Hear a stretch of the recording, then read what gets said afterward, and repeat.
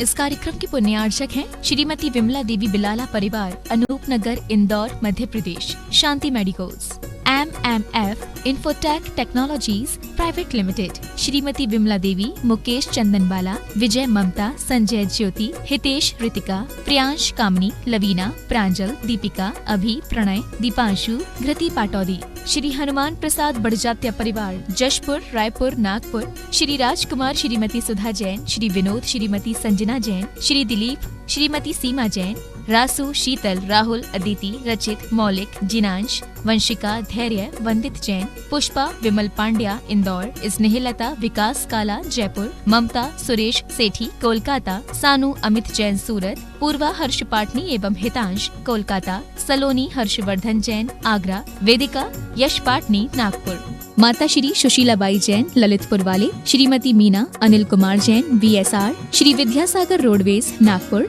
पुत्री एवं दामाद श्रीमती सोनिया, श्री आदेश कुमार जी, पौत्र रेहान, मास्टर युवान जैन, सिंगापुर। श्रीमती स्वाति पीयूष जैन, मास्टर दर्श जैन, मास्टर गर्व जैन, VSR, श्री विद्यासागर रोडवेज परिवार, नागपुर। सौभाग्यवती किरण, कमल कुमार जैन, दिल्ली। सौभाग्यवती शिमला, राजेंद्र कुमार जी, घनसौर। सौभाग्यवती Mukta, Ajay Jain, Dream Soapy, BSR, Shri Vidyasagar Roadways, Nagpur.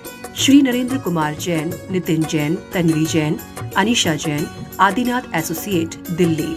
राशि जैन ज्योतिष, नौकरी, वैवाहिक, व्यापारिक एवं पारिवारिक समस्या पर जैन ज्योतिष द्वारा एकमात्र समाधान।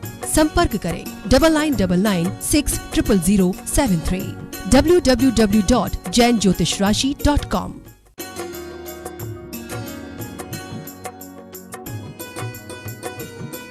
ओम नमः सिद्धेभ्यः। ओम नमः सिद्धेभ्यः।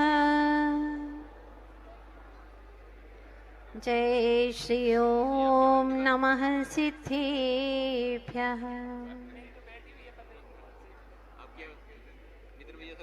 मणिमय मन हरि निज अनुभव से झग झग झग झग करती है। तमो रजो वरु सतो गुणों के गण को क्षण में हरती है। समय समय पर समय सारमय चिन्मय निज ध्रुव मणिका को। नमता मम निर्भय मस्तक तज मणिमय जड़मय मणिका को। बाल ब्रह्मचारी गुरो बाल ब्रह्म है संग। शीश बने हम धन्य हैं काटो भव के फन। बालयति पाँचों नमो मन वच काय लगाए। सब धर्मों का सार यही भव से पार लगाए। भव से पार लगाए। भव से पार लगाए। आदि तीर्थंकर श्री आदिनाथ भगवान की जय। श्री 2400 तीर्थंकर भगवान की जय। संत शिरोमणि बाल ब्रह्मचारी काम विजेता आचार्य गुरुदेव श्री विद्यासागर जी महाराज की जय। पर्वराज पर्युषण महामहोत्सव की उत्तम ब्रह्मचर्य धर्म की आचार्य भगवत पाद कुंद कुंद स्वामी कहते हैं, जब तेरा स्वरूप ही एक है तो पर में रमने की इच्छा क्यों। जो अपने में रमे वे ही तृप्त हुए, तो संतप्त होने के लिए पर में जाने की इच्छा क्यों। जो कुछ भी तुझे सुख चाहिए वो निज में ही है, तो पर में सुख की मिथ्या कल्पना क्यों। अहम एक को मैं एक हूं और जो मुझे चाहिए वो सब मेरे भीतर में ही विराजमान है। लेकिन समझ में नहीं आता और बार बार मन बाहर में दौड़ जाता है। तो आचार्य भगवान कहते हैं कि कमल के बिना सरोवर, नयन के बिना मुख, और अगर कलश न चढ़ाया जाए जिन मंदिर में तो कैसा लगता है। ठीक वैसे ही शील के बिना मनुष्य का जीवन व्यर्थ है, अधूरा क्या शुरू ही नहीं होता है। शील जीवन में मंदिर में लगे कलश की भांति है, या यूं कहें कि मुख के ऊपर दो नयन की भांति हैं जो हमें दृष्टि देते हैं। सही समझने का दृष्टिकोण प्राप्त होता है। कमल अगर सरोवर में न खिले हो तो उस सरोवर की कोई महत्ता नहीं होती है। तो आचार्य भगवान ऋषि मनीषी यही समझाते आए हैं सदियों से कि जो शक्ति आप प्राणियों को जन्म देने में खर्च करते हो, अगर उतनी शक्ति को, जितनी शक्ति को काम वासनाओं में खर्च कर देते हो, अगर उतनी शक्ति को निष्काम बनाने में लगा दो तो तुम्हारा भीतर का परमात्मा प्रकट हो जाएगा। अनंत शक्तियां जागृत हो जाएगी। और यह सारे धर्मों का सार है। वह सेठ, नगर का सेठ, जिनकी पुत्र वधू घर में आई है, अभी अभी विवाह हुआ है, चक्रवर्ती विवाह हुआ है, पुत्र का इकलौता पुत्र है, अभी 8 दिन हुए हैं और पुत्र ने कहा, पिताश्री मैं विदेश धन कमाने जाऊंगा, मैं बाप कमाई में जीवन नहीं गुजार सकता, अब मैं आप कमाई करना चाहता हूं, मुझे आशीर्वाद दीजिए। बहुत समझाया माता पिता ने, अभी अभी विवाह हुआ है बेटा, अभी नहीं जाओ, लेकिन वह तैयार नहीं है मानने को और विदेश जाने को तैयार हो गया।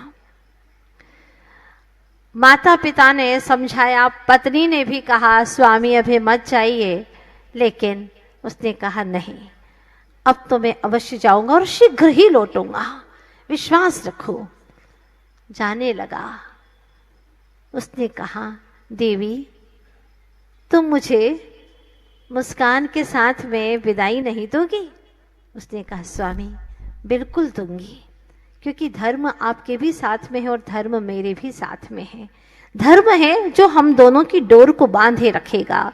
ये दुनिया सारी भ्रम में है कि हम भोगों से बंधे हुए हैं, ये सारा भ्रम है। अनंत बार तुम न जाने कितने कितनों से मिले, कितने कितने लोगों से तुम्हारा संबंध हुआ, लेकिन क्या मिला?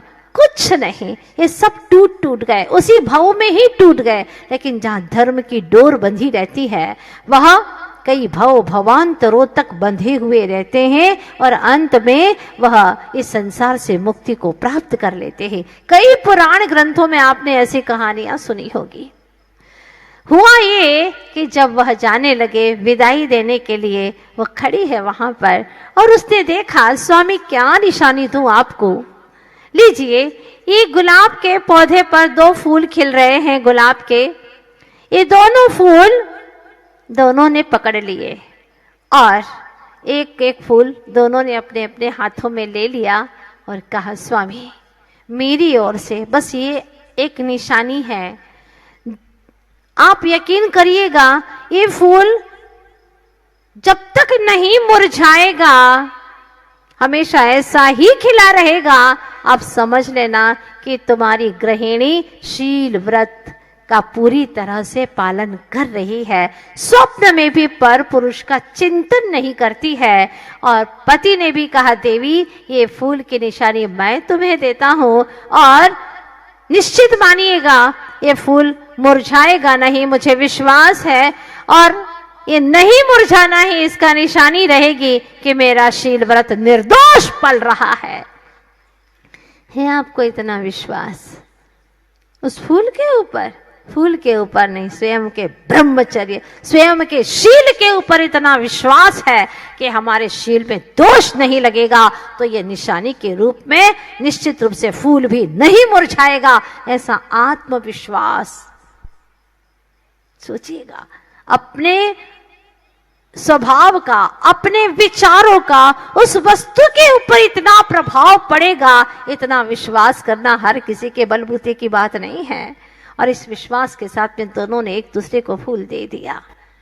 आपके यहाँ पर भी फूल देते हैं, लेकिन काय के फूल वो तो मुरझा जाते हैं। 24 घंटे नहीं होते हैं कि मुरझा जाते हैं, और हाथ में लिए लिए सूंघ करके बदबू और आने लग जाती है। तुम्हारे शरीर की, तुम्हारी दुर्भावनाओं की, फिर भी एक दूसरे को मिथ्या जाल पे फंसाए जा रहे हैं, फंसाए जा रहे हैं, फंसते जा रहे हैं।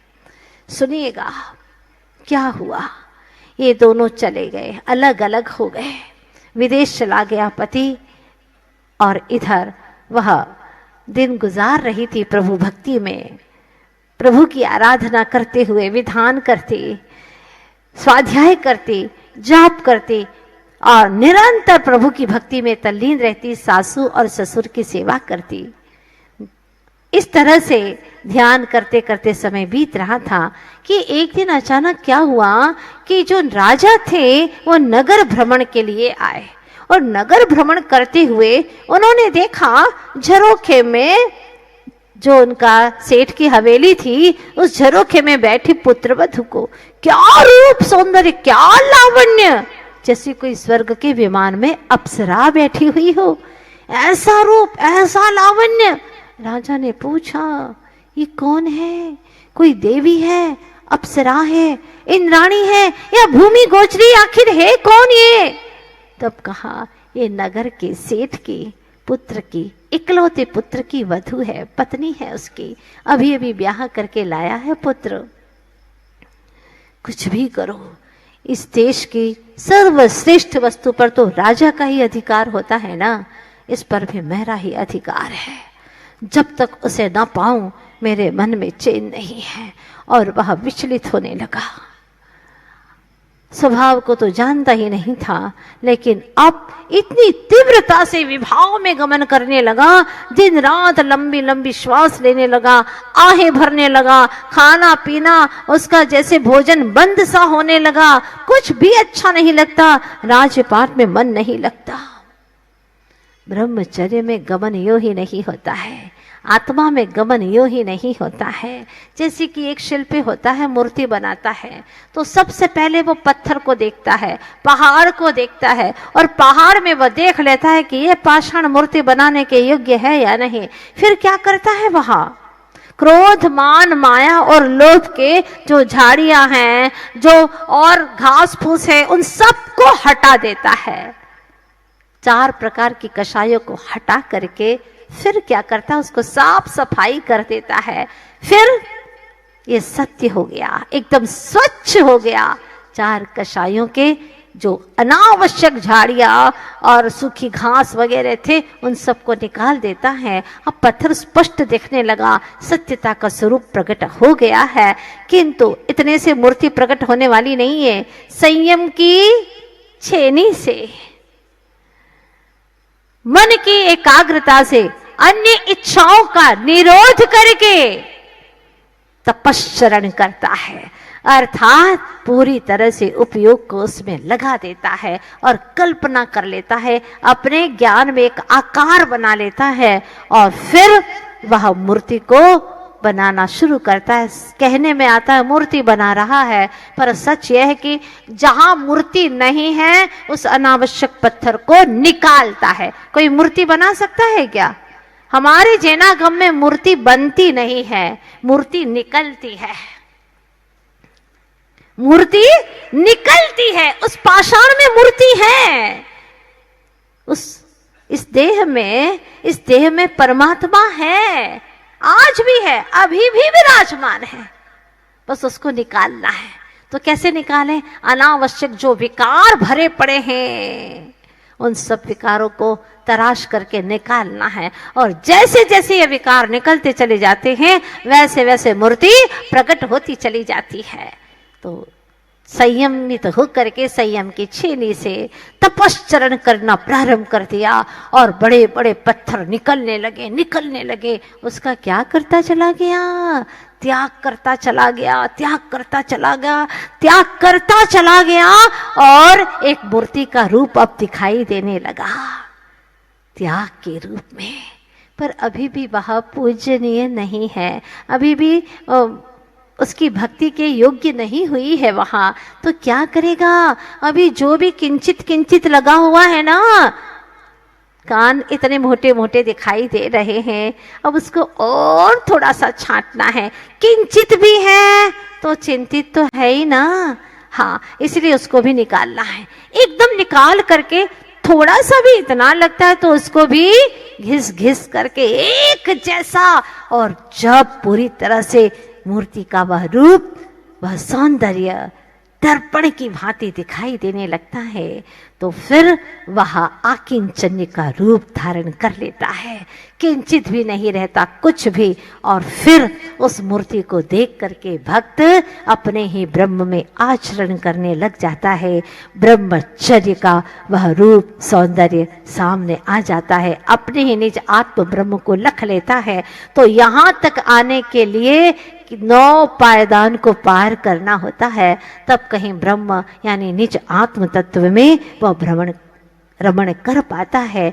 इसीलिए कहा है ऋषियों ने, 10 धर्मों में ब्रह्मचर्य सब में है सरताज, आनंद भोग ही काज तब निज ध्रुव का हो राज। निज ध्रुव चैतन्य का ही वहां पर राज चलता है, और किसी कर्मों का राज उसमें चलता ही नहीं है। सारे धर्मों में सारभूत है यहाँ नहीं। जब भगवान जैसे शक्तिशाली अनंत वीर्य के धनी भी परके करता नहीं है, तो हम कहां परके करता है भाई, और तुम कहां परके करता हो, कुछ नहीं कर पाओगे। ये सत्य बात है, इस सत्य को स्वीकार करो। जो होगा तुम्हारे अपने पुरुषार्थ से होगा। तो क्या करें, मंदिर जाएं कि नहीं? मंदिर जाओ, वहीं पर तुम्हारी शक्तियां प्रकट होगी, वहीं पुरुषार्थ जागृत होगा। उनको देख करके गुरुओं के पास में जाओ, जाना ही होगा तुम्हें, क्योंकि वहां जाओगे उन्होंने कैसे पुरुषार्थ किया है उनके पास में जाकर के ज्ञात होगा। उनके आशीर्वाद पर तुम्हें श्रद्धान होगा, और तुम्हारे भीतर में व्रतों को, नियमों को अंगीकार करने की भावना जागृत होगी। और फिर तुम्हारा पुरुषार्थ अंतरंग से जो जागृत हुआ है उसके बल पर तुम्हारा काम होता चला जाएगा। ये सब निमित्त को आप लोग जुटाते रहो जब तक इस भूमिका में हो, क्योंकि कहते आचार्य भगवान व्यवहारी जीवों को व्यवहार का शरण है। इस शरण में आपको रहना ही होगा, 6 आयतनों की शरण को ग्रहण करना ही होगा। इसीलिए व्यवहारी जीवों को व्यवहार में शरण रखते हुए निश्चयभूत जो वाच्य तत्व है वह स्वीकार करना है, भीतर में वही तय करना है। इसीलिए आचार्य देव कहते हैं कि तुम्हारे पास में जो 5 इंद्रियां मिली हैं, उसमें 2 इंद्रियां जो स्पर्शन और रसना है वह तो कामेंद्रिय है, और 3 भोगेंद्रिय है, घ्राण, चक्षु और कर्ण। इन 5 इंद्रियों को तुम काम और भोगों में न लगा करके निष्काम होने में और निज चेतन का भोग करने में लगा दो। और किसी का भोग नहीं करना, निज चेतन का, अपने उपयोग को निज चेतन में लगा दो, बस उत्तम सुख।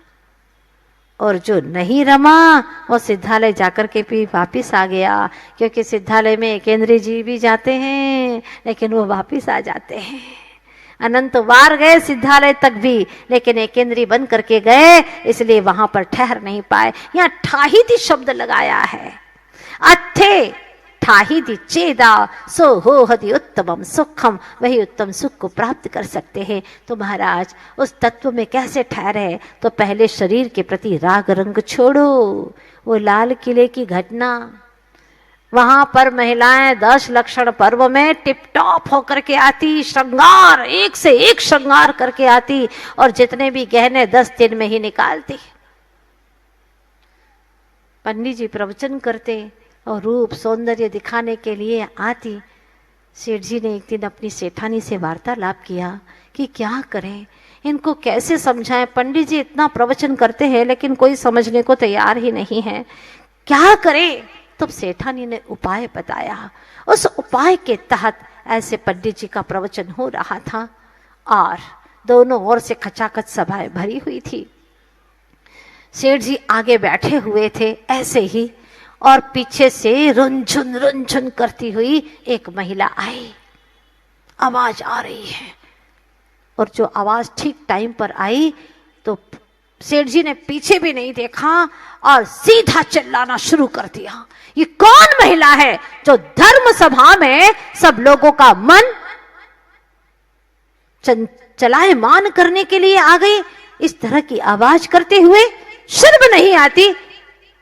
इस तरह से वेश्या का रूप धारण करके ठीक नहीं है, ऐसा शब्द बोल दिया। सारी महिलाएं सोचने लगी कैसा शब्द बोल रहे हैं सेठ जी, अरे क्या हो गया, तनिक पीछे मुड़ करके तो देख लेते, ये क्या हो गया, कैसे बोल गए। सारी महिलाओं ने देखा, कुछ लोग आ गया, सेठ जी आप ही की सेठानी है, आप ही की है सेठानी, आप ही की है।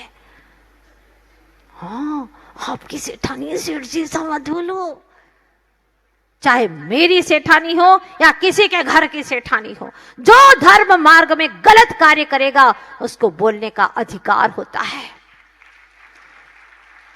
कितने भवों का पुरुषार्थ करके जीव धर्म सभा में आता है और बड़ी मुश्किल से मन लगाता है, मंदिर में आता है, बड़ी मुश्किल से मन लगाता है। अनंत भवों की भटकन के बाद में जैन मंदिर में आना होता है और यहाँ आकर के भी मुश्किल से धर्म प्रवचन श्रवण करने का मन होता है, उसमें एकाग्रता आती है। और यहाँ आकर के इस तरह से कोई मन को चलायमान करने के लिए ये करती हैं, एक कृत्य करती हैं, दुष्कृत्य करती हैं, तो उन्हें दंड होना ही चाहिए। वो उसके समान नहीं है तो और किसके समान है, क्या कहेंगे उसे।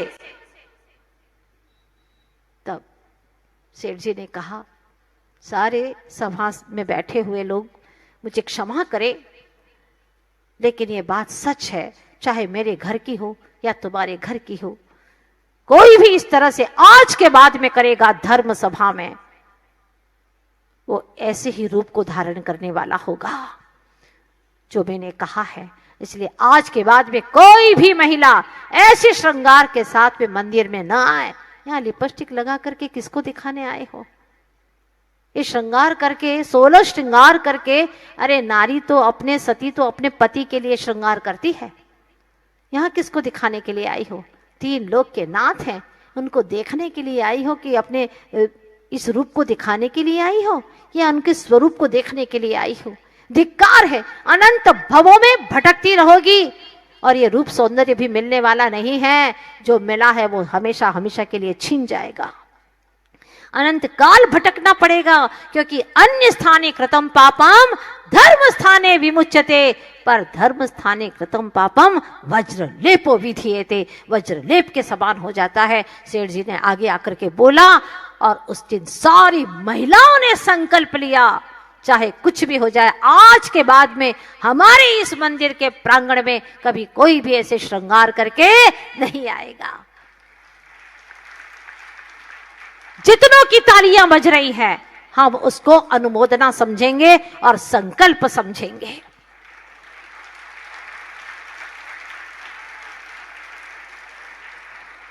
अपनी बेटियों को आधे कपड़े पहना करके मंदिर में भेजते हो, वो युवक दर्शन करने के लिए आ रहा है और उसको देख करके उसके भाव बिगड़ जाते हैं। आज तो इतने कपड़े भी मिले हैं, नरकों में एक कपड़ा नहीं मिलने वाला है, ध्यान रखना। या मंदिर में स्वयं भटकने और भटकाने के लिए आई हो, ऐसी भटकोगी कि भव भवांतर तक पशु गति से छुटकारा नहीं मिलेगा तुम्हें। जैसे पशु घूमते हैं नग्न होकर के, उनके पास में कपड़े नहीं हैं। समझा देना, कहां तक कहे आचार्य, दुख होता है, पीड़ा होती है। और जब ये बातें कहो तो आजकल की बालिकाएं, युवतियां मंदिर आना छोड़ देती है, लेकिन कपड़े, आधे कपड़े पहनना नहीं छोड़ती। कितनी दुख की बात है। कहां भगवान होने की क्षमता रखने वाला ये आत्मा कितना पतित होता जा रहा है, जीते जी नरकों में जैसे वास कर रहा है। कहां पवित्र भावनाओं से ओतप्रोत करने वाला हमारा जिन शासन, और कहां ऐसी बुरी भावनाएं, वासनाएं, कामनाएं, ये आराधना के स्थल है।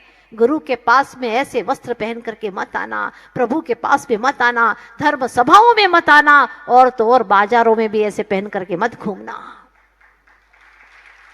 ये सब कुछ सुन करके, जिन शासन की महिमा को जान करके, जिनेंद्र भगवान की आचार्य गुरुदेव श्री विद्यासागर जी महाराज ने जो हमें दिया है, अगर उसको समझ करके, सुन करके भी तुम्हारे जीवन में परिवर्तन नहीं हुआ तो तुमने अपने जीवन में कुछ नहीं किया। आज के बाद में किसी भी नारी को देखे, अपनी पत्नी के सिवा कोई भी नारी है तो वो माँ के समान है, उम्र अगर ऐसी है तो माँ के समान है, या तो फिर वह हमारी पुत्री के समान है, या फिर हमारी बहन के समान है। इसके सिवाय नजरों में कभी और कोई रूप नहीं आएगा। ये दृढ़ संकल्प करना है आपको।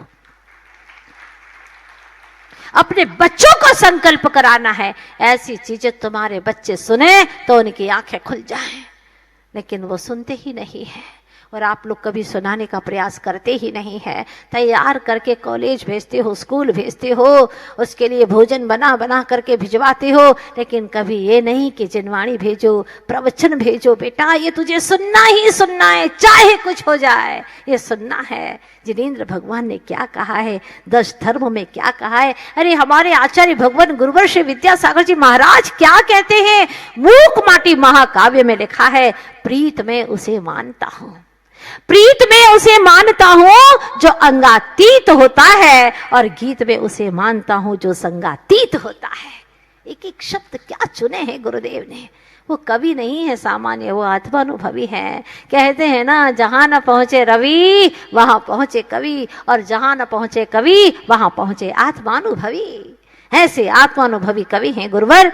तो क्या लिखते हैं, प्रीत में उसे मानता हूं जो अंगातीत होता है। अंग से क्या प्रेम करना, देह से क्या प्रेम करना, आत्मा से प्रेम है।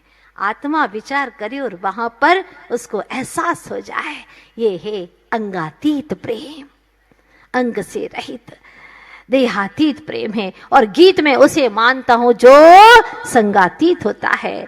अंतर होता है कि नहीं, देहानुराग में और आत्मानुराग में अंतर है ना, बहुत अंतर है। जैसे वासना और वात्सल्य में अंतर है, वैसे ही देह अनुराग और आत्म अनुराग में अंतर है। आप कहोगे कैसे, देखिएगा। जैसे एक तरफ शूर्पणखा है, दूसरी तरफ सीता है, दोनों का नाम स से ही शुरू होता है ना, शूर्पणखा और सीता, लेकिन दोनों में कितना अंतर है। शूर्पणखा को देहानुराग था और सीता जी को आत्मानुराग था। एक में वासना का विकार है और एक में ब्रह्मचर्य का निखार है। एक में शील का निखार है और एक में वासना का विकार है। इसीलिए आज कोई अपनी बेटी का नाम शूर्पणखा रखना नहीं चाहता। रामचंद्र जी ने समझा दिया था, फिर भी वो लक्ष्मण जी के पास में गई, नाक कट गई, काटी नहीं थी नाक। अभी भी जैसे आपको कोई समझाए और फिर भी वही गलत काम करो और वहां से वापस ऐसे ही लौटना पड़े, तो कहते ना कटा के आ गई ना नाक। हाँ, मना कहा था, समझाया था, फिर भी नाक कटा के आ गई। ये हो रहा है। इतना समझाने के बावजूद भी कोई परिवर्तन नहीं आ रहा है। इसीलिए तो क्या करूं, क्या किसी को तो देखती होगी, वो देखती है भगवान को, अपने ससुर को, अपने भाई को, अपने पिता को, और वो तो किसी को देखती है। हाँ, वो साधु को देखती है, साधु को देखती है ना, बस बस बस बस मेरा काम हो गया मेरा काम, साधु बनूंगा। भिक्षु जो भिक्षा लेने जाते हैं ना, वो मैं भिक्षु बनूंगा। और उसने साधना करना शुरू कर दी, जटाएं वटाएं बढ़ा दी, हाँ, शरीर ऐसा बना दिया जैसे भिक्षुक होता है ना, वैसा बना दिया। 6 महीने हो गए, राजपाट सब छोड़ दिया। क्या दुर्दशा होती है। काम के वेग होते हैं, ऐसे ही होते हैं वेग। सांप डसता है तो उसके तो कितने 9 वेग होते हैं ना, हाँ, सांप के डसने के, लेकिन काम के वेग तो भयानक 10-10 वेग होते हैं उसके, खतरनाक वेग होते हैं। वो छूटता नहीं है। माँ बाप को छोड़ देगा, धर्म छोड़ देगा, यहाँ तक कि कई तो ऐसे होते कि अपने प्राणों को भी छोड़ देते हैं, मर जाएंगे लेकिन उसको नहीं छोड़ेंगे। ऐसी ऐसी दुर्दशाएं हैं, क्या कहें। राजा को बहुत समझाया, नहीं माना, आखिर वह भिक्षु होने का प्रयास करने लगा। 6 महीने तक उसने पूरा पूरा पुरुषार्थ किया, रिहर्सल करना शुरू कर दी, बन गया भिक्षुक और गांव गांव में भिक्षा मांगने लगा। एकदम उसी गांव में आ जाए तो अच्छा भी नहीं होगा ना, अच्छी भी बात नहीं है, और चेहरा भी बदल गया लगभग। अब उस गांव में आए हैं भिक्षा लेने के लिए, भिक्षाम देही। लोग भिक्षा दे रहे हैं, पहचान में तो अच्छे से आ ही नहीं रहे, लेकिन हाँ लोग कहते हैं कोई देखा हुआ है आदमी को, कहीं देखा है जरूर। हाँ ठीक है, आई गई बात। लेकिन जब वहां उस नगर सेठ के द्वार पर भिक्षा के लिए आया, सासू माँ ने कहा बेटा दिया भिक्षा, कोई भिक्षुक आया है अपने द्वार से खाली ना जाए। हाँ माँ अभी दे करके आती हूँ। और जैसे ही वह द्वार पर गई, पहली बार करीब से क्या रूप, क्या सौंदर्य, ये स्वर्ग की अप्सरा है या कौन है ये? ओहो, लीजिए ना भिक्षु जी, झोली आगे करिए, होश खवाश खो बैठा है, लीजिए ना। मैं लूंगा भिक्षा लूंगा, लेकिन एक बात बताओ कि जो मैं मांगूंगा वही दोगे ना तुम? हाँ हाँ मांगिए ना भिक्षु जी, आप जो मांगेंगे वही देंगे, हमारे द्वार से कोई खाली नहीं लौटता। बहुत सहज भाव से पुत्रीवत बोलने लगी, कहिए ना क्या चाहिए? मन में सोचा क्या मांग लेगा, भरपेट भोजन, भिक्षुक है, कोई अच्छे से कपड़े मांग लेगा, और क्या मांगेगा, मांगिए ना क्या चाहिए आपको? तो वह कहता है कि मुझे तो आम खाना है, आम खाना है। अक्टूबर का महीना था और खाना है आम। कोई पहले का जमाना तो था ही नहीं कि साल में 3 बार आम लगते हो। हाँ, कोल्ड स्टोरेज के पहले कुछ था ही नहीं ऐसी सुविधाएं। सैकड़ों वर्ष पहले की घटना है, हकीकत की घटना है ये। तो फिर कहां से लाऊं आम? कह तो दिया कि हाँ दूंगी, लेकिन कहां से दूं? और मैंने जुबान दे दी है तो मुझे देना भी होगा। क्या करूं प्रभु, क्या करूं? वो खड़ी खड़ी विचार करती है ना मेरे प्रभु, तो मुझे चिंता करने की क्या जरूरत है? मेरे प्रभु है ना, 4 शरण है ना मेरे लिए, फिर मैं क्या इतना विचार कर रही हूं? बस वहीं पर हाथ जोड़ करके खड़ी होती है। मंत्री पास में खड़ा ही था और धीरे धीरे गांव में हवाएं फैल जाती हैं। हवाएं ये फैली कि शायद राजा ही एक भिक्षु बनकर के नगर में आया है, शायद देखो। अच्छा करते करते सारे लोग वहां पर देखने के लिए आए। काफी लोगों की तादाद में वहां पर, काफी संख्या में लोग वहां एकत्रित हो रहे हैं, देख रहे हैं आगे आ करके कि सच में ये राजा है कि नहीं है। पर चेहरे में वो 6 महीने की उसने पूरा चेहरा चेंज करने की कोशिश की थी। ये लगता तो है राजा, लेकिन अपने राजा ऐसे हाँ हो तो सकते, चेहरे से तो लगता, आंखें भी वही है, नाक भी ऐसी थी राजा की। अब देखो क्या होता है। मंत्री को सब पता है, पास भी खड़ा है। अब वह पुत्रवधू कहती है, हे प्रभु, हे मेरे स्वामी आदिश्वर, मैंने तो अपने जीवन की ये डोर आपके हाथों में छोड़ी है। आपको जो मंजूर है वो सब कुछ मैं स्वीकार करती हूँ प्रभु, लेकिन आपके भक्त ने आज एक जुबान दे दी है। मैं नादान हूँ, मैंने गलती जरूर की है, मुझे नहीं मालूम था प्रभु, ऐसा नहीं करना चाहिए, लेकिन मैं क्या करूँ?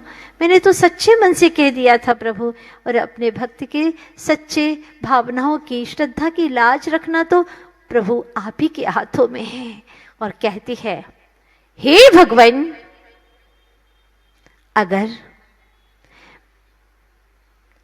अगर मेरा शील व्रत निर्दोष पल रहा हो तो यहां आम का पेड़ लग जाए। हाँ, आम का पेड़ लग जाए। बहुत बड़ा आंगन था जहां पर वो भिक्षा मांगने के लिए आया था। प्रभु, अगर मेरा शील व्रत निर्दोष पल रहा हो तो यहां आम का पेड़ लग जाए। बस पूरा वाक्य भी नहीं हुआ था कि वहां पर बहुत अच्छा सुंदर सा सघन सा आम का पेड़ लग जाता है। लीजिए लीजिए भिक्षु जी, आपको आम खाना है ना? हाँ, तो आम खाना है मुझे, ये पेड़ नहीं खाना। राक्षस हूं क्या मैं?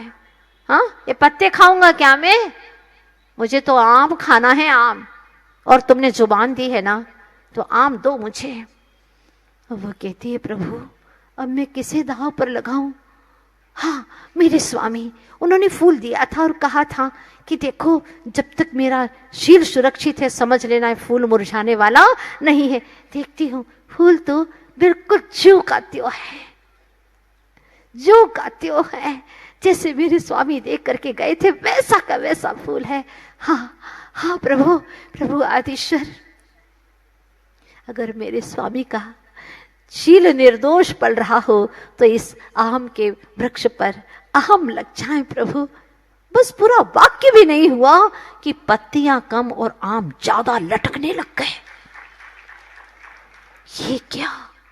ये क्या है? सारे लोग देख रहे हैं अपनी नग्न आंखों से। लीजिए लीजिए भिक्षु जी, अब तो मेरी भावना पूरी हो गई और मैंने जो वचन दिया था, लीजिए आम लीजिए। अब वह आंखें लाल करके भिक्षु कहता है, क्योंकि उसकी इच्छाएं पूरी होती जा रही हैं, और अब मैं क्या करूं, मेरी इच्छा तो पूरी नहीं हो रही है, मैं क्या करूंगा। उससे कहा कि देखो मैं इंसान हूं, क्या कच्चे और ऐसे खट्टे फल खाऊंगा? तुम खा सकती हो ऐसे कच्चे और खट्टे फल, तो मैं कैसे खाऊं? मैं ऐसे नहीं खा सकता, मुझे पके आम चाहिए, पके रसीले। हे प्रभु आदिश्वर, मैं क्या करूं? मुझे कुछ समझ में नहीं आता। मैंने तेरे ही भरोसे आदिनाथ भंवर में नैया डार दई, वो मैंने तेरे ही भरोसे आदिनाथ भंवर में नैया डार दई। हे प्रभु आदिश्वर, कितनी मन में सच्चाई होती है तब ये भजन गा सकता है व्यक्ति। हाँ, अगर मन में सच्चाई ना हो तो कैसे गाएगा ये भजन? उसे ही ऊपरी तौर पर हो जाएगा। लेकिन उसने कहा, मेरे आदिश्वर, आप कैलाश पर्वत के उस शिखर के ठीक ऊपर 7 राजो सिद्धालय में विराजमान है प्रभु। आपकी उस परम पवित्र आत्मा को अनंत उभार प्रणाम करती हूँ, और मेरे विश्वास की लाज रखना स्वामी, अब मैं क्या करूँ? उसे कुछ नहीं सूझा तो उसने प्रभु से प्रार्थना की, हे प्रभु आदिश्वर, अगर इस देश के राजा का शील व्रत निर्दोष हो, हे प्रभु आदिश्वर, अगर इस देश के राजा का शील निर्दोष हो तो सारे आम पक जाए। पूरा बोला, लेकिन एक भी आम नहीं पका। मंत्री हाथ दबा रहा है, राजन अभी भी वक्त है, समझ जाओ, ये शीलवती प्रतिवत्ता नारी है। देखो उसके पातिव्रत्य से, उसके पति के निर्दोष शील से क्या क्या चमत्कार हो गया। तुम्हारा नाम ले लिया, कुछ नहीं हो रहा है, सारी जनता खड़ी है पीछे आपके, थू होगी, न राजा रह पाओगे, न ये मिल पाएगी, धोबी का कुत्ता ना घर का ना, बहुत बुरी दुर्दशा हो जाएगी। मान लो मेरी बात, जिद छोड़ दो, चलो।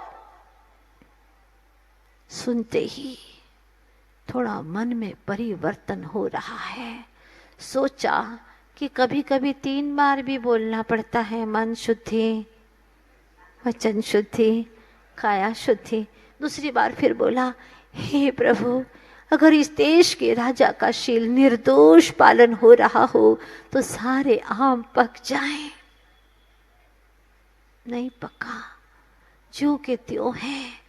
लोग देख रहे हैं, प्रश्न चिन्ह खड़ा हो गया। अब राजा के भीतर भी हलचल मच गई। उसके शील के प्रभाव से क्या परिवर्तन आया उसके अंदर कि तीसरी बार उसके भीतर में परिवर्तन शुरू हो गया। फिर तीसरी बार भावों से भर करके कहती है, प्रभु, इस देश के राजा का शील निर्दोष यदि पल रहा हो तो पूरा नहीं हुआ कि सारे पेड़ के आम पक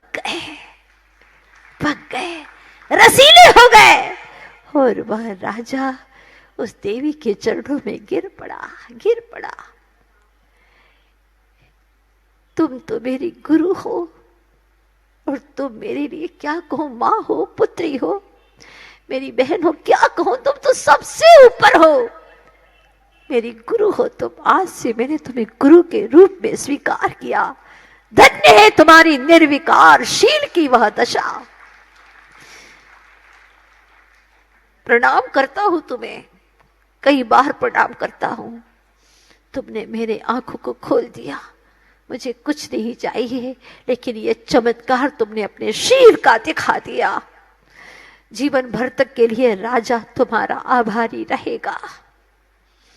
चला जाता है, अब राजभवन में नहीं जाता राजा, आचार्य गुरुवर श्री विद्यासागर जी महाराज जैसे किसी गुरु की खोज में चल देता है। अब वह पति की प्रतीक्षा करती है कि स्वामी आएंगे। उसे सारी घटनाक्रम का ज्ञान होता है, पता चलता है कि क्या क्या घटना घटी मेरे सामने, और प्रतीक्षा करती है और संकल्प लेती है जिन मंदिर में जाकर के ऐसे संसार को धिक्कार हो कि हे प्रभु आदिश्वर, जिस दिन मेरे स्वामी नगर में प्रवेश करेंगे, आज से ही मेरा निर्दोष ब्रह्मचर्य का पालन होगा। और जिस दिन मेरे स्वामी नगर में प्रवेश करेंगे, मैं वन में प्रवेश कर जाऊंगी। आर्य का संग में जाकर के मैं आर्य का व्रत को ग्रहण कर लूंगी। क्या दृढ़ता, क्या शील का श्रृंगार। शरीर का श्रृंगार उसे भाता नहीं, पति भी नहीं है सामने। बस जिस दिन पति का आगमन होता है, उस दिन पूरी तरह से श्रृंगारित होकर के पति का स्वागत करती है, आरती उतारती है। चलो देवी, तुमने इतने वर्ष मेरे बिना बिताए, अभी तक तुम्हारा फूल मुरझाया नहीं है, देखो ज्यों का त्यों है तुम्हारा फूल। तब वह कहती है, स्वामी ये फूल तो कभी नहीं मुरझाएगा, हमेशा के लिए ऐसा ही रहने वाला है, मुझे आज्ञा दीजिए। हाँ चलो जल्दी, पहले घर चलो, शाम ढल रही है। हाँ स्वामी, जीवन की शाम ढलने को है, जीवन की शाम ढलने को है। अब मुझे आज्ञा दीजिए, मैं मोक्ष मार्ग की पथिक बन करके आर्य का व्रत को ग्रहण करना चाहती हूँ। लेकिन तुमने अभी संसार के सुख तो भोगे ही नहीं है, अपने वंश का कोई अंश तो दिया ही नहीं है। स्वामी, मैं अब सिद्धों के वंश में उनका अंश होने जा रही हूँ, मैं भी सिद्ध होना चाहती हूँ। अभी से जो भी वंश के अंश है तो मिट जाते हैं, लेकिन जो सिद्धत्व के वंश में चला जाता है वो अमिट हो जाता है। मुझे आज्ञा दीजिए। सब रोक रहे हैं, लेकिन वह कहती है, इस तन को जी भर भोग चुकी, अब ज्ञान दीप तो जलने दो। पापों का घड़ा तो भर ही लिया, अब आत्म धर्म अपनाने दो। दुनिया का नाटक देख चुकी, अब वैरागी हो जाने दो। अब वैरागी। मगर आज जब दुनिया की ओर हम दृष्टिपात करते हैं तो मन कहता है कि लोग कैसे जी रहे हैं आज के वातावरण में, लोग कैसे जी रहे हैं आज के वातावरण में। नींद में दिन डूबता है, रात कटती जागरण में। नींद में दिन डूबता है, रात जगते, पूरी रात भर जगते रहते हैं, रात कटती जागरण में, पूरी रात उनकी जागरण में कटती रहती है। लोग कैसे जी रहे हैं आज के वातावरण में। लक्ष्मणों का हाथ रहता आजकल सीता हरण में, लक्ष्मणों का हाथ रहता आज कल सीता हरण में। लोग कैसे जी रहे हैं आज के वातावरण में। सच पूछो तो आग बिखर रही है गली गली में, फूल बिखर रहे हैं आज कली कली में। बिखर रहा है मानव और बिखेर रहा है मानव अपने मौलिक श्वासों को विषय भोगों की गली गली में, विषय भोगों की गली गली में अपने मौलिक जीवन को नष्ट करता चला जा रहा है। लेकिन मुझे विश्वास है जिन लोगों ने 10 धर्म को जिया है, मन से जिया है, समझा है, धर्म का सार समझा है, वो कभी भी गलत राह पर नहीं चलेंगे। पुरुष हैं तो एक पत्नी व्रत ग्रहण करें, पत्नियां हैं तो अब एक पति व्रत को ग्रहण करें। कुमारी कन्याएं हैं, जब तक विवाह नहीं होगा जैन कुल में, तब तक हमारा शील व्रत निर्दोष पड़ेगा। कभी भी मन में किसी के प्रति चाह उत्पन्न नहीं करेंगे जब तक कि संबंध माता पिता नहीं कराते हैं या संबंध नहीं होता है। तब तक के लिए अगर ये छोटा सा संकल्प भी नहीं लिया तो मैं सोचती हूँ कि तुम्हारा जीवन तो पशुओं से भी बदतर होकर के यूं ही बीता जा रहा है विषयों की कीच में। इसीलिए आज आपके लिए बहुत बड़ा ये अनमोल रत्न आप लोगों के बीच में रखा है, ब्रह्मचर्य व्रत। चातुर्मास की उपलब्धि के रूप में जब पिच्छी का परिवर्तन होता है, किसका? पिच्छी का परिवर्तन। हमारे गुरुदेव ने उनकी परंपरा में यही कार्यक्रम होता है कि जो भी उत्तम से उत्तम संयम को अंगीकार करेगा उसे ही यह पिच्छिका दी जाएगी। ये पिच्छिका कोई सामान्य नहीं होती, 24 घंटा हाथों में रहती है।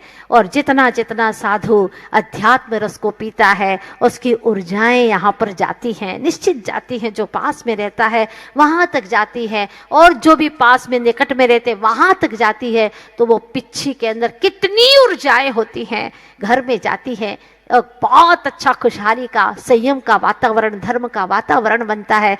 आज नहीं तो कल वह भी पिच्छिका को लेकर के संसार का अंत करने वाला, मुक्ति का वर्ण करने वाला होता है। सौभाग्यशाली होता है वह कोई जो वास्तव में पिच्छिका को ग्रहण करता है। तो इस कार्यक्रम के पुण्यार्चक थे श्रीमती विमला देवी बिलाला परिवार, Anupnagar, Indore, Madhya Pradesh. Shanti Medicals, MMF Infotech Technologies Private Limited. Shrimati Vimla Devi, Mukesh Chandanbala, Vijay Mamta, Sanjay Jyoti, Hitesh Ritika, Priyansh Kamni, Lavina, Pranjal, Deepika, Abhi, Pranay, Deepanshu, घृति Pataudi. Shri Hanuman Prasad Barjatya परिवार, जशपुर, रायपुर, नागपुर। श्री राजकुमार, श्रीमती सुधा जैन, श्री विनोद, श्रीमती संजना जैन, श्री दिलीप, श्रीमती सीमा जैन, रासु, शीतल, राहुल, अदिति, रचित, मौलिक, जिनांश, वंशिका, धैर्य, वंदित जैन, पुष्पा, विमल पांड्या, इंदौर, स्नेहलता, विकास काला, जयपुर, ममता, सुरेश सेठी, कोलकाता, सानू, अमित जैन, सूरत,